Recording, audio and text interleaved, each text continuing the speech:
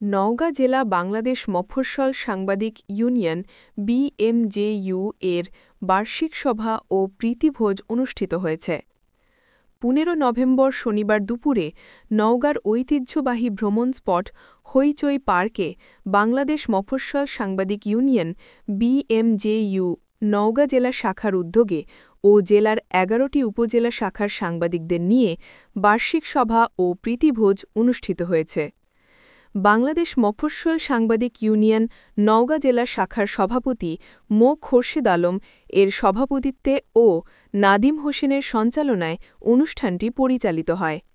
এ সময় প্রধান অতিথি হিসেবে উপস্থিত থেকে বক্তব্য রাখেন নওগাঁ জেলা স্বেচ্ছাসেবক দলের সাধারণ সম্পাদক শফিউল আজম টুটুল। প্রধান অতিথি শফিউল আজম টুটুল তার বক্তব্যে বলেন, সাংবাদিক জাতির দর্পণ। আপনারা বিভিন্ন গ্রাম পর্যায়ে নিউজ সংগ্রহ করতে গিয়ে কোনো ঝামেলায় পড়লে আমাদের ফোন দেবেন। আমরা আপনাদের সব সময় পাশে থাকব।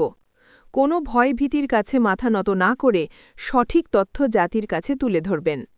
এছাড়াও বিশেষ অতিথি হিসেবে উপস্থিত ছিলেন বাংলাদেশ মফস্বল সাংবাদিক ইউনিয়ন নওগাঁ জেলা শাখার উপদেষ্টা ড মতিউর রহমান এবং অত্র হইচই পার্কের পরিচালক মহোদয়, নওগাঁ জেলা মফস্বল সাংবাদিক ইউনিয়নের সহসভাপতি আব্দুল আজিজ শেখ, হাফেজার, সম্রাট, সবুজ, আবু তালেব প্রমুখ। এছাড়াও অনুষ্ঠানে উপস্থিত ছিলেন নওগাঁ জেলার ১১টি উপজেলার বিভিন্ন মিডিয়ার সাংবাদিক প্রতিনিধিগণ। অনুষ্ঠান শেষে এক মনোমুগ্ধকর প্রীতিভোজ অনুষ্ঠিত হয়।